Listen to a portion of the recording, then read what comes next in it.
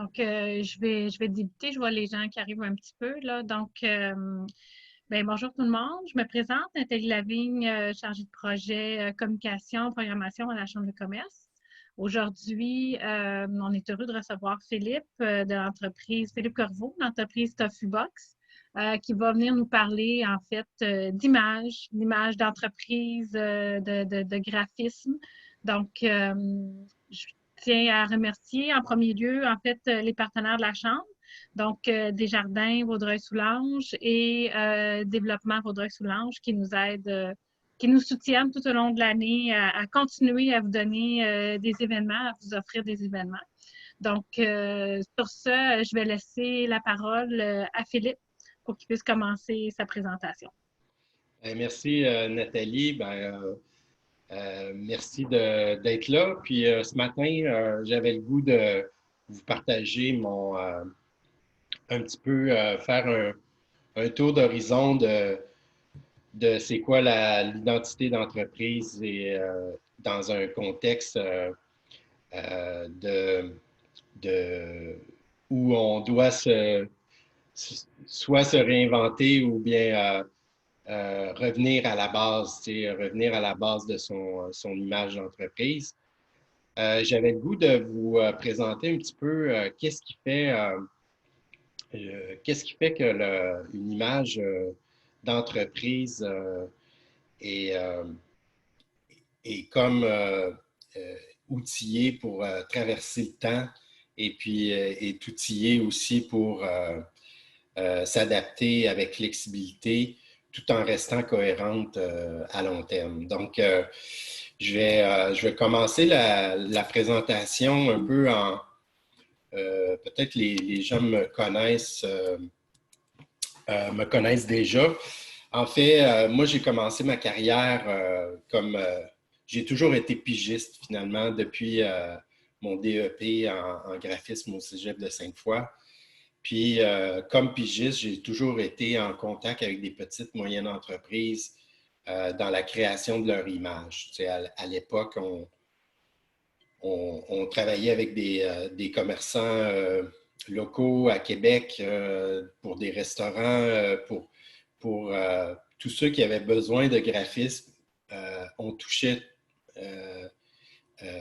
inévitablement, on touchait leur image d'entreprise. Donc, l'identité d'un projet pour un omnium de golf, l'identité de projet pour un ébénisterie. C'est comme ça que mon travail de graphiste a commencé à développer un petit peu avec les clients leur image d'entreprise. En 98, j'ai créé mes premiers designs d'interface. J'ai été un peu appelé comme graphiste à embarquer dans la bulle du multimédia, puis de travailler comme gestionnaire de projet, directeur artistique sur des projets multimédia. Puis c'est là que j'ai fait mes premières interfaces web. À l'époque, la résolution, c'était 640 480. Donc, ça me rajeunit pas, mais tout ça pour dire que ma profession m'a amené vers le numérique avant de m'amener vers l'imprimé. Fait qu'on j'ai déménagé à Vaudreuil en 2005, donc depuis 2005, j'ai décidé de partir TofuBox, de faire grandir TofuBox dans Vaudreuil-Soulanges. Et puis, j'avais déjà à l'époque l'attitude de commencer à travailler avec les fournisseurs locaux, les imprimeurs locaux, et puis de créer un petit peu un milieu qui était propice aux communications. Puis avec les années, ça a beaucoup évolué là, les dernières années. Puis je pense qu'on est en pleine effervescence. Puis là, avec ce qui arrive présentement, ben c'est certain qu'on est plus en mode de se consolider dans dans quoi qu'on est bon. Fait que, dans le fond, le titre Back to Basic, pour moi, c'est un peu l'attitude que j'ai présentement par rapport à qu'est-ce qui se passe, c'est de retourner à son core business, dans le fond, c'est de retourner proche de ses valeurs, puis de retourner proche des choses qu'on est bon à faire. Et puis, dans cette présentation-là, je vais vous montrer aussi des façons de rester proche de son image aussi, puis d'en prendre soin. Donc, ici, il y a quand même des notions par rapport on parle souvent de plan d'affaires, stratégie, stratégie de branding, stratégie, plan de communication. Donc, je voulais un peu vous faire l'illustration comment ces éléments-là qui sont, tu sais, un logo, c'est un logo, mais si le logo est appuyé sur des stratégies, puis sur un peu les missions, visions, valeurs de l'entreprise, je pense qu'on est à même de pouvoir créer une identité qui va être plus forte, qui va s'asseoir un petit peu sur un peu les objectifs de votre entreprise. Donc, l'entreprise qui se concentre surtout sur ses activités principales, c'est une entreprise qui va pas essayer de tout faire en même temps, mais qui va avoir quand même une identité forte qui le représente, mais que peu importe dans l'avenir, cette identité-là va toujours être significative. C'est comment on reflète ces valeurs à travers un logo. Le logo ne change pas, mais comment on exprime, comment on le positionne, comment on le travaille dans différents environnements, comment on l'applique sur différents outils de communication. C'est comme ça qu'on va aller lui donner sa personnalité et puis qu'on va pouvoir travailler un peu à long terme avec son image, puis renforcer un petit peu l'impact que son image a dans nos différentes communications.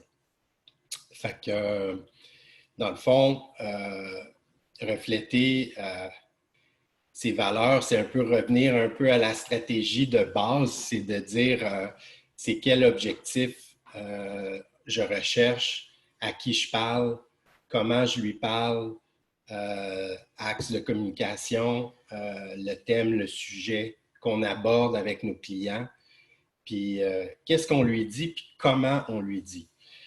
C'est sûr que le logo puis l'identité d'entreprise, c'est l'aspect visuel. Il y a aussi l'aspect au niveau de la conception-rédaction qui est un peu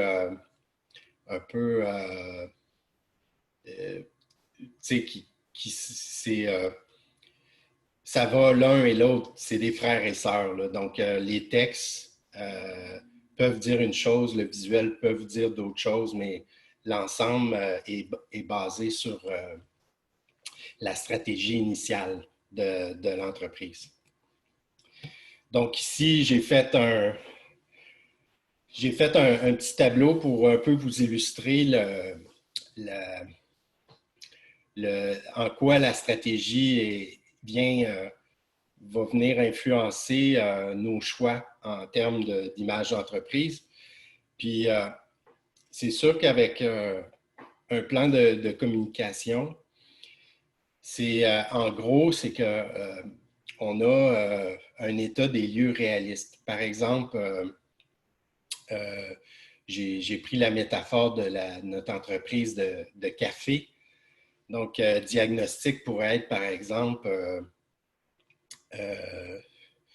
le marché est inondé de marques maison.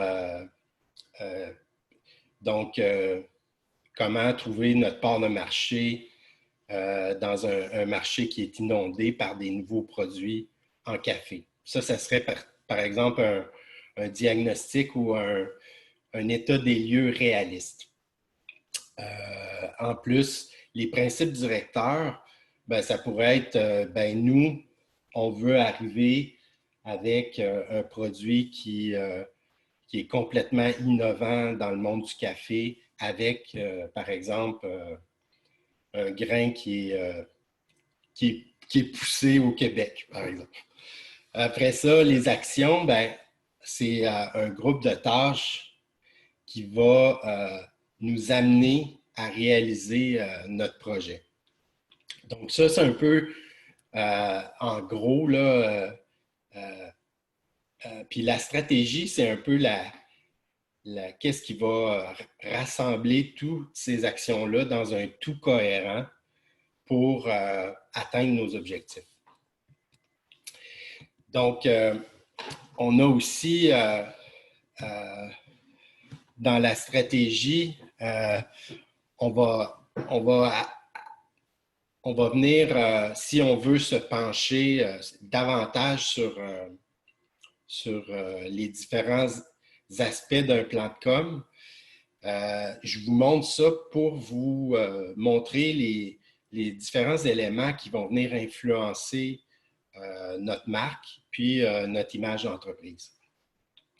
Donc, on a le diagnostic, on a le constat, on a nos valeurs, puis on a une bonne conscience aussi de la compétition. Donc, on est conscient de c'est qui les gens qui font les mêmes choses que nous, qui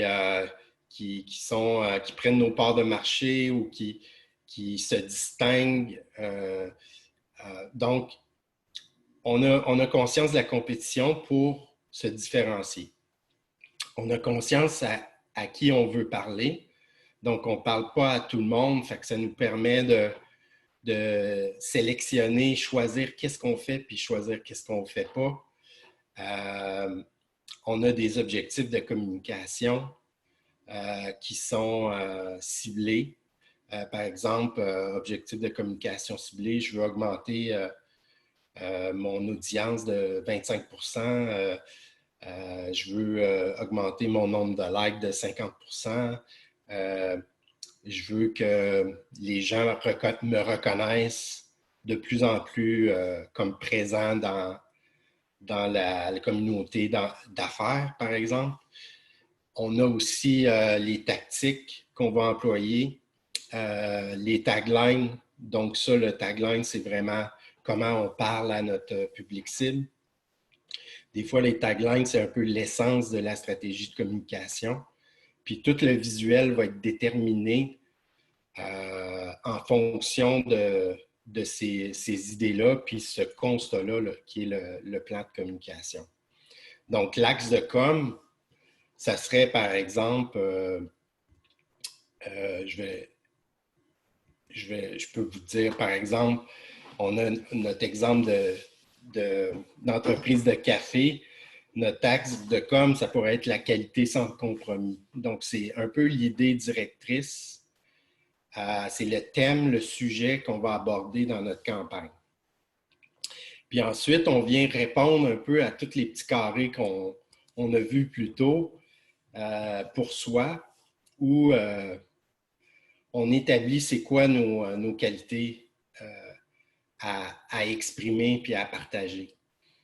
On a des objectifs réalistes, quantifiables et mesurables. Puis, on peut également se pencher davantage sur identifier c'est quoi les besoins de notre public cible. Comment leur parler, c'est quoi leur personnalité. Fait qu'on a parlé de persona aussi, ça peut faire partie des éléments d'une stratégie de communication. Donc, là, je m'approche un petit peu du sujet principal qui est votre image d'entreprise. Fait que je pense que vous voyez un petit peu dans quelle mesure la stratégie d'une entreprise ou les objectifs d'une entreprise va venir un petit peu alimenter la façon que vous allez utiliser votre brand. Dans le sens que un logo, c'est un logo, mais un logo peut s'exprimer de millions de façons. Mais ça reste votre véhicule, le véhicule de votre image principale. C'est le cœur duquel on va vous reconnaître en premier. C'est votre signature.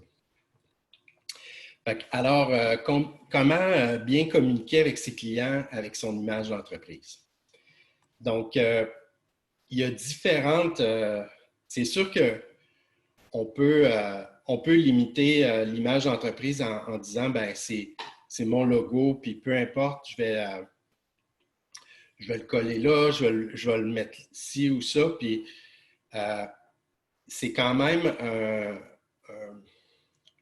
un ensemble d'éléments qui peuvent être utilisés de façon vraiment distinctive. Donc, le logo, c'est aussi la typographie que vous utilisez. C'est aussi le choix de couleurs que vous utilisez. Le logo peut avoir une famille d'éléments visuels comme des icônes, par exemple, qui lui sont propres. Ça ne veut pas dire n'importe quelle icône, mais ça veut dire peut-être des icônes qui sont vraiment personnalisées, qui s'agencent bien avec votre identité ou qui font référence à votre public cible ou à votre sujet. On peut utiliser certains patterns ou motifs particuliers qui vont bien s'agencer avec l'ensemble.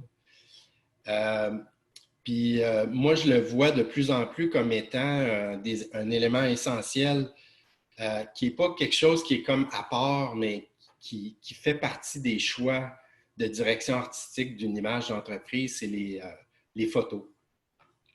Donc souvent, je pense que de plus en plus avec l'idée de créer une marque qui est authentique, qui est originale, souvent on fait appel à des photos stock parce qu'on n'a pas nécessairement le choix ou le luxe d'avoir des grands shootings. Sauf que des fois, l'investissement qu'on peut faire en photographie, qui est vraiment propre à nous, qui est à propos de notre environnement, à propos de nous, les portraits de notre équipe.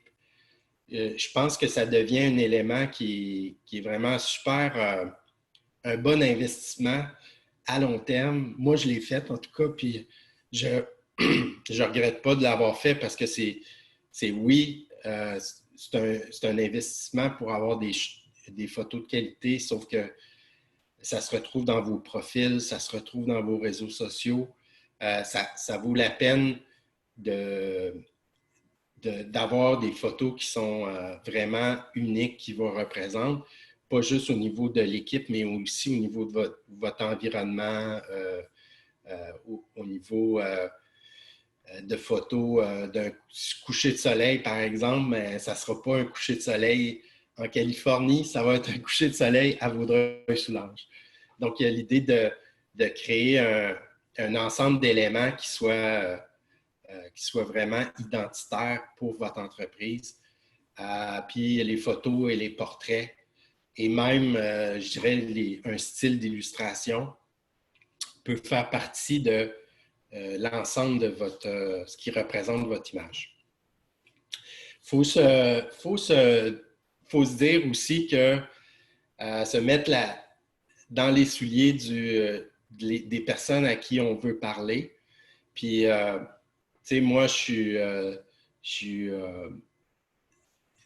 pense que des fois, on veut parler à tout le monde. Là, des fois, tu sais, on veut parler à tout le monde, puis on veut surtout parler on ne choisit pas nécessairement les outils de communication en fonction des gens à qui on peut parler. Fait que des fois, c'est de se mettre dans la soulier du client que vous voulez à qui vous voulez parler, puis se mettre à sa place, comment il va rentrer en contact avec votre image. Donc, est-ce qu'on veut est-ce qu'il est susceptible de rentrer en contact avec votre image sur la rue, sur le mobile? Est-ce qu'on doit aller le cogner à sa porte, aller le chercher avec un mailing directement chez lui, selon son groupe d'âge? Il y a différentes applications. Les applications de votre image est infinie, mais on peut quand même cibler dans votre stratégie ou votre plan de communication, cibler quelques éléments qui vont avoir le plus d'impact. Comment traverser le temps avec tous ces éléments-là? Donc, je pense que on a certains conseils ou certaines qualités d'une identité d'entreprise qui va traverser le temps. Donc, le premier but, c'est en français. Purpose, c'est vraiment ce qu'on parlait. C'est quoi votre but c'est quoi le but de votre entreprise? Offrir la meilleure fraîcheur de café cultivé au Québec. Par exemple, ça, c'est la mission de vie de l'entrepreneur. Être constant, on pense par exemple à Coca-Cola. L'utilisation de leur rouge à travers les années, on peut dire qu'il l'utilise avec constance, puis ça permet de créer une suite cohérente à leur histoire, peu importe les périodes, puis peu importe les années qui passent. Le lien, l'émotion, il ne faut pas oublier que l'aspect humain et l'aspect authentique est de plus en plus important. On peut l'exprimer de différentes façons, mais le lien émotif qu'on crée avec nos clients est important. C'est pas juste un lien technique. Je peux faire ça pour toi. C'est aussi, on crée une émotion avec un lien durable avec nos clients. C'est aussi malgré une certaine rigueur, moi je pense, je vois pas il n'y a pas de... On peut être rigoureux, mais on peut être flexible aussi. Donc, l'un peut cohabiter. Donc, c'est d'adapter un peu son identité à travers le temps, mais sans la dénaturer. Notre équipe, notre entreprise, c'est notre équipe. Donc, une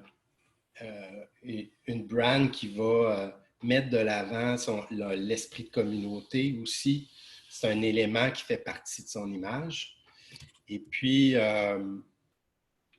dans le fond, on a aussi l'aspect de loyauté, c'est que on va être généreux avec notre communauté, puis on va être généreux avec ceux qui sont loyaux avec nous. Donc, soit en communiquant avec eux ou soit en partageant avec eux. Puis à la fin, c'est être conscient de la compétition qu'il y a autour de nous, puis de miser sur notre différenciation. Donc, en résumé, comment traverser le temps? Je pense que c'est la constance du jardinier. C'est d'utiliser son logo, d'utiliser son image d'entreprise constamment de la même façon pour lui donner une force au niveau de la communication qui va faire qu'on va exprimer une certaine constance, puis une certaine crédibilité, puis une certaine solidité, mais en étant flexible. Donc, l'autre aussi aspect qui est important au niveau du branding puis du design, c'est vraiment comment traverser le temps, c'est d'avoir un logo qui élimine le superflu, donc qui est épuré et minimaliste. Ça va nous permettre de créer un logo aujourd'hui qui va être encore pas passé de mode dans 5 ans ou dans 10 ans. C'est vraiment d'avoir un design épuré, minimaliste qui va exprimer d'une façon tellement précise et globale en même temps votre essence puis qui vous êtes. C'est que même si vous décidez dans 5 ans ou 10 ans de changer, par exemple, votre offre de service complètement ou de, par exemple, vous réinventer il y a une autre opportunité qui est un petit peu en dehors, votre identité, votre logo va toujours être va être toujours pertinent, peu importe votre mission. C'est une identité qui va pouvoir s'adapter avec le temps, selon votre stratégie, selon votre plan de com, puis selon votre image. Une autre façon de garder une certaine constance, c'est dans le temps, c'est que souvent, je pense qu'on a différentes façons d'interpréter comment son image d'entreprise peut être exprimée. Puis c'est certain que pour moi, les normes graphiques, ça devient un moyen un petit peu de valider certaines applications puis déclinaisons de votre image d'entreprise. Puis, mais d'une façon précise. Comment votre image s'exprime sur différentes applications. Des fois c'est cohérent, puis des fois, ça ne l'est pas nécessairement. Donc, c'est comme je dirais, les normes graphiques montrent des modèles ou des gabarits pour montrer des façons d'exprimer sa marque dépendamment des situations, puis dans différents contextes aussi. Je pense que la cohérence vient beaucoup du fait de comment on applique notre logo autant que qu'est-ce que notre logo a l'air. Donc, c'est faire vraiment un système puis un tout. Puis, les normes graphiques sont là pour un peu établir les bases. Mais on peut rester flexible, mais on a des principes directeurs. Donc, à la fin, je vous parle aussi le quatrième point que je voulais aborder avec vous autres, comment être cohérent. Bien, je pense que j'en ai parlé pas mal aussi à travers la stratégie de communication, le plan de communication. Mais travailler avec cohérence, avec peu importe le médium, le support, le choix des outils qu'on va faire, il faut le faire avec une certaine rigueur. Il faut le faire aussi avec l'idée de décliner sa marque, mais toujours avec la même façon puis avec les mêmes éléments. Donc, des fois, souvent, on a toujours la tendance, on a un nouveau contexte, on veut comme réinventer la roue tout le temps. Puis moi-même, le premier, faut que je me méfie parce que en voulant adapter toujours mon image de marque, ben, je perds l'opportunité de répéter puis de gagner du temps au niveau de l'utilisation de gabarits qui ont déjà été faits. Donc, moi, je trouve qu'une façon de gagner du temps, c'est d'établir comme il faut ces normes au départ, puis après ça, des appliquer avec rigueur, avec la façon ou la direction artistique qui a été proposée, puis de vraiment concentrer nos efforts sur, par exemple, à ce moment-là, la fréquence, la campagne, des stratégies numériques qui sont au niveau des campagnes de communication qui sont plus ciblées, mais en utilisant vraiment en recyclant nos gabarits finalement pour jamais avoir à réinventer la roue dans 1 an, 2 ans, 3 ans, 4 ans ou 5 ans même. Puis ça, je pense que ça peut nous permettre vous permettre de sauver énormément de temps. Même si vous n'avez pas de normes graphiques, des fois, on a tendance à refaire une publicité, mais garder les bases pour refaire la seconde puis la suivante pour sauver du temps. Puis en plus, c'est une façon de rendre les choses cohérentes. Le logo est placé, vous avez déjà vos éléments. On vient juste comme adapter pour le contexte, puis on envoie la publicité, puis on est cohérent, on est sûr. On peut s'inspirer aussi des marques qui traversent le temps avec cohérence. On pense à des marques où la façon qu'ils utilisent leurs symboles par rapport à l'environnement graphique. Un bon exemple, c'est Nike, par exemple. Chaque soulier est un nouvel environnement graphique. Par contre, le swoosh, il est blanc inversé sur fond de couleur ou sur fond photo. Ils réussissent à décliner avec flexibilité, mais avec une certaine rigueur aussi par rapport à leur grille graphique puis leur direction artistique. Donc, dans des notions aussi à penser pour avoir un peu l'ensemble de nos éléments graphiques prêts à l'action, si on peut dire. Souvent, il y a un enjeu par rapport aux proportions puis aux tailles de votre logo.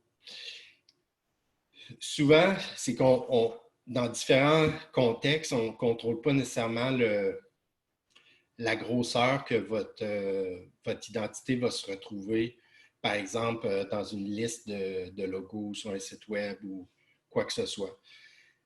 Ça revient un peu à l'idée de minimalisme et épuré pour votre identité parce que on est dans des situations où on doit réduire beaucoup votre logo, puis il faut qu'il soit quand même identifiable. Il y a aussi, on peut déterminer, des fois on ne contrôle pas tout à fait la zone de blanc qu'il y a autour de notre logo, puis on doit l'adapter. Je pense que si vous avez vos normes graphiques et votre boîte graphique avec l'exportation de vos différents logos, avec la bonne zone de blanc que vous voulez, puis avec un format qui est toujours le même, vous êtes plus à même de contrôler les proportions de votre logo dans différents contextes. Ce qu'il y a aussi, c'est que la zone de blanc qui est autour de votre logo, elle peut être transparente aussi en l'exportant en PNG transparent. Puis ça peut être super intéressant pour, mettons, qu'il soit déposé dans un environnement de couleurs différent. On pourrait avoir notre logo blanc pour la couleur, puis il serait détouré sur le fond X, Y, Z de couleur. Il faut aussi penser que notre logo, puis le bon exemple que j'ai, c'est par exemple l'ancien logo de la MRC. pour ne pas les nommer, c'est que souvent, le logo était très, très, très large. Mais ce que ça faisait, c'est qu'il était comme dans les proportions de, par exemple, une liste de logos, il devenait carrément illisible à mettons, 25% de son format original. C'est aussi les logos très larges fait en sorte que dans un environnement qui est une colonne, par exemple, il ne pourra pas être grossi davantage. Donc, il y a la possibilité de créer des versions pour votre logo qui soient une version horizontale ou verticale. Par contre, si votre logo est adapté pour le vertical horizontal, vous allez sauver beaucoup de gestion de justement à l'utiliser vraiment avec le minimum de versions possible. Vous savez qu'il va bien fitter quand même dans une photo de profil de 180 pixels par 180 pixels. Par contre, on peut sortir une déclinaison de votre image en icône, par exemple, pour que ça ait un meilleur impact que votre logo réduit à 180 pixels. Ça, c'est des notions un peu de base, mais qui vous aident peut-être à dire, ben, je me concentre sur mon fichier avec mes logos, avec l'ensemble de mes exportations, puis je travaille avec ça pour limiter un peu le temps de manipulation, de chercher les choses, puis d'avoir toujours son logo de la bonne version pour différentes situations. Une autre notion de base, c'est le bitmap versus le vectoriel, les fameux fichiers sources. Fait que, ce qu'il faut savoir, c'est que vraiment, les fichiers sources, c'est super important pour que votre logo soit sharp. Puis qu'il soit sharp, mettons, sur une bannière de 24 pieds ou qu'il soit sharp sur un rapetissé pour le web. Il est exporté à partir de la source. On est certain qu'il n'y a pas de dégradation du contour. On est certain qu'il n'a pas perdu, il n'est pas pixelisé. On est certain que venant de la source, on l'a exporté à 100%. Il va apparaître beaucoup plus clean qu'une version qui a été optimisée, réoptimisée sur Internet. Donc, souvent, ce qui arrive, c'est que on part du fichier vectoriel, on l'exporte pour une application X. Après ça, on le prend, on l'intègre dans Facebook qui compresse aussi l'image. Puis là, à un moment donné, il est comme cette image-là est reprise pour faire un imprimé. Puis c'est à ce moment-là que votre image un peu se dégrade. Pour moi, c'est un peu le fichier vecteur, les graphistes sont très tannants avec ça. Mais en fait, compte, c'est comme ça qu'on peut avoir une présentation de qualité. C'est que dans le fond, on peut vraiment travailler son format, adapter le format, puis on est assuré qu'en impression ou sur le web, ça va être sharp. Donc, puis une dernière chose par rapport aux fichiers sources, c'est que tout ce qui est exporté pour le web devient un bitmap. Donc, le chemin le plus rapide entre l'exportation du fichier source puis l'intégration, c'est le mieux parce qu'on l'a exporté expressément pour son site web ou pour par exemple, son document imprimé en EPS. Donc, une façon d'être cohérent aussi, c'est, je vous montre un petit peu une boîte graphique, qu'est-ce que ça contient. Dans le fond, la boîte graphique, elle contient votre logo fichier source. Il se peut qu'il y ait une version, par exemple, en blanc ou en couleur, mais qui qui a un excellent contraste sur un fond noir, par exemple. Donc, la version renversée est pratique aussi pour des situations d'affichage où on aurait à, par exemple, découper votre logo dans une planche de bois ou une planche de métal, peu importe.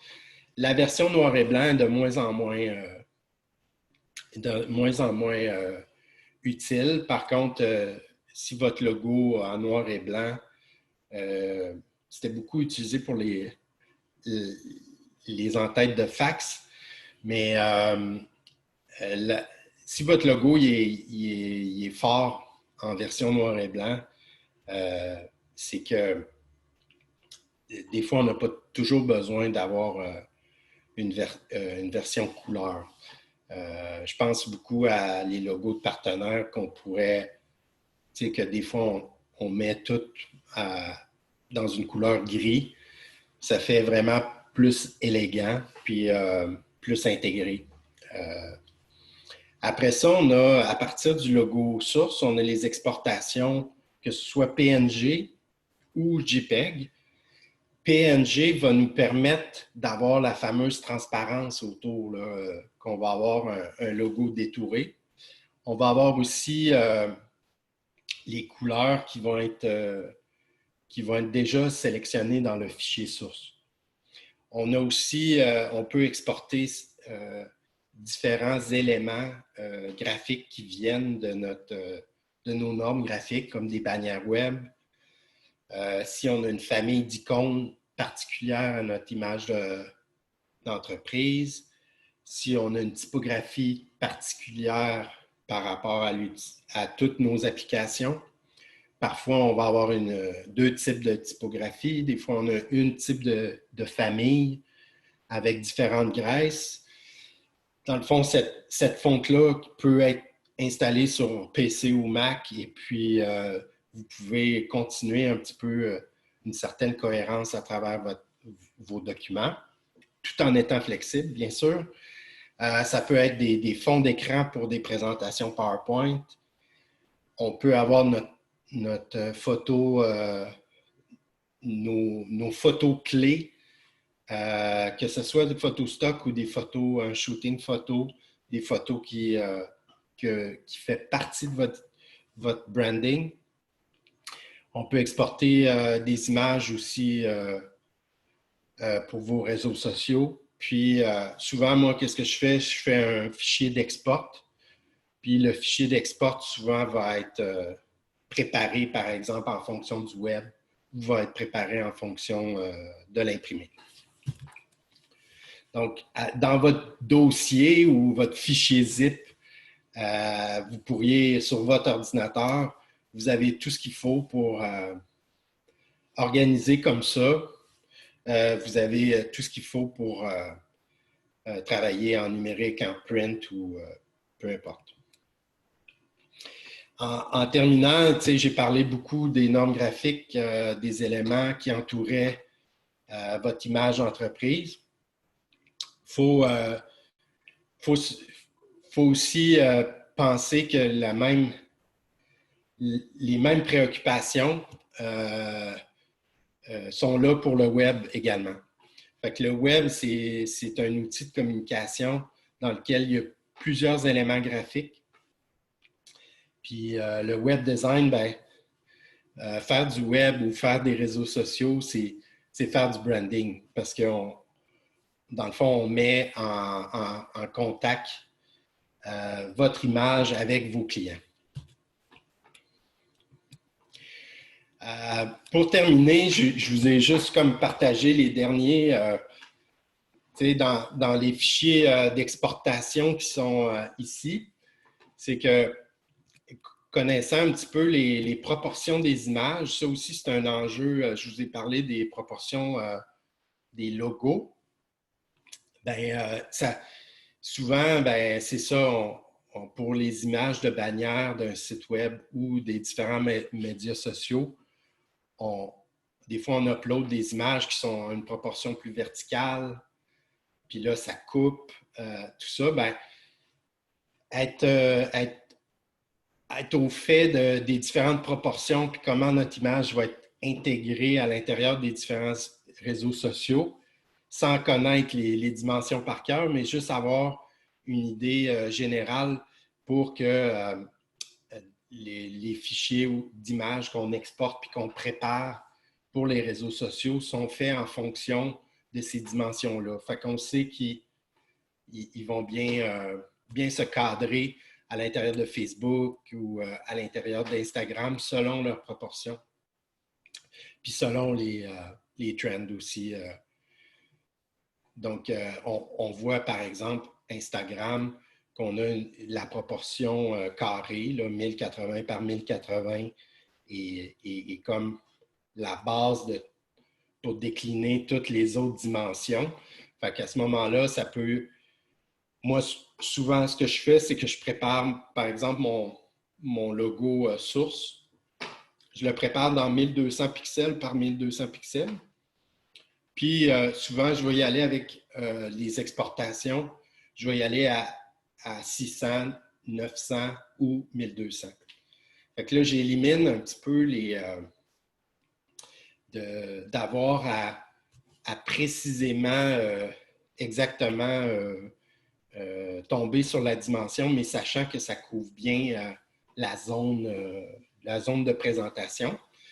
Puis, pour certains comme images, comme Facebook, par exemple, 820 par 462, je vais utiliser un gabarit là, vraiment de PSD, de Photoshop pour comme venir toujours changer les images puis réexporter toujours au même format sans me casser la tête puis retrouver la dimension qu'il faut.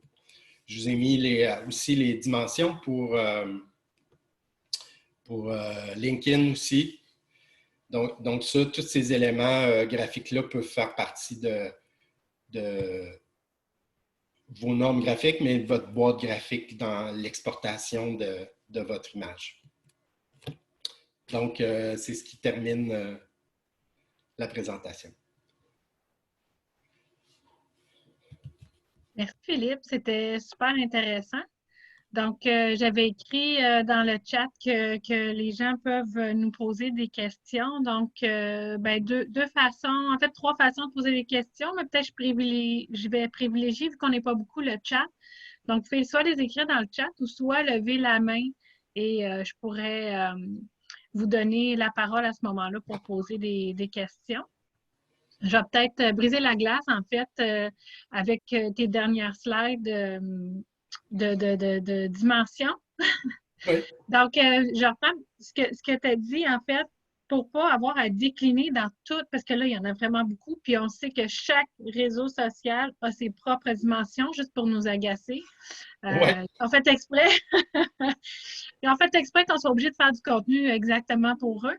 Donc, tu disais que toi, tu utilisais en fait celui qui était de Instagram 1080 par 1080 pour décliner par la suite quand tu vas re-sauvegarder ton image. Oui, ben même il y a une dizaine d'années, j'avais comme décidé que mon gabarit, par exemple, d'image de projet ou de portfolio était 1200 par 1200. Fait que Tofubox, carré. Mm-hmm. C'est sûr que je suis content que Instagram, je n'ai pas à refaire certaines images. Fait que 1200 par 1200, c'est juste un petit peu plus gros que 1080. Fait que quand il est intégré, au lieu d'agrandir, ben, il réduit. Fait que la qualité est bonne. Fait que sans être nécessairement right en 1080 1080, ben 1200, ben, ça me permet aussi d'aller dans LinkedIn avec les mêmes gabarits, là, sans avoir à faire un... Parce que dans LinkedIn, c'est 1200. Fait que je garde la qualité en mettant mon gabarit juste un petit peu plus grand, mais les proportions carrées, ça m'aide beaucoup là, à pas transformer mes visuels qui seraient autrement en 4:3 là, plus traditionnels. Là. Et si tu le déclinais, mettons, on va prendre Facebook qui est un format rectangle, à ce moment-là, tu as besoin quand même de le retravailler pour Facebook, pour être capable de le mettre en format rectangle. Sinon, tu vas être centré dans l'image, puis le restant, il n'y aura Ouais. rien. Ben, il y a aussi le fait que, par exemple, dans mon carré, si j'ai beaucoup de... Mon sujet il est au centre, puis j'ai beaucoup de trucs, je peux quand même embarquer le carré dans Facebook qui va couper en haut, en bas. Il fait ça aussi dans LinkedIn, mais en même temps, je n'ai pas besoin de réexporter parce que ça fait bien. Il y a certains cas où, par exemple, mon visuel va être plus en haut du carré. Là, je vais venir comme couper en proportion, dans leur proportion à eux. Je vérifie Mhm. leur, euh, leur chiffre. Puis je fais une règle de 3 où je fais exactement la même. Je me fais un gabarit LinkedIn image dans Photoshop, puis j'écris la dimension, puis je mets ça dans mon fichier de source. Donc, je ne sais pas s'il y a d'autres gens qui ont d'autres questions. Euh, je vais en profiter peut-être, vu qu'il n'y a pas vraiment de questions, là, pour remercier encore une fois Tofubox, Philippe Corbeau, de nous avoir livré ses précieux conseils. Et également, je remercie les partenaires Prestige de la Chambre, donc Desjardins Vaudreuil-Soulanges, Développement Vaudreuil-Soulanges. Et peut-être aussi mentionner que tous nos webinaires, en fait, vont être sur notre chaîne YouTube, dont celui de Philippe également. Donc, les gens pourront aller revoir là, les précieux conseils que tu nous as dit tranquillement avec un café. Ils pourront aller regarder tout ce que tu nous as donné, livré comme conseil, et tous les autres webinaires aussi là, vont être sur la chaîne YouTube de la Chambre. Les liens vont être sur notre site web pour accéder à la chaîne YouTube si vous ne nous trouvez pas de toute Ben, manière. je te remercie, Nathalie. Merci à la Chambre de commerce. Puis, ça m'a fait plaisir de vous partager un petit peu euh, ce que je sais sur le branding. Bien, parfait. Je te remercie beaucoup, Philippe. Merci, Bonne fin bon de matin. journée. Bonne Bye suite. bye. Bye.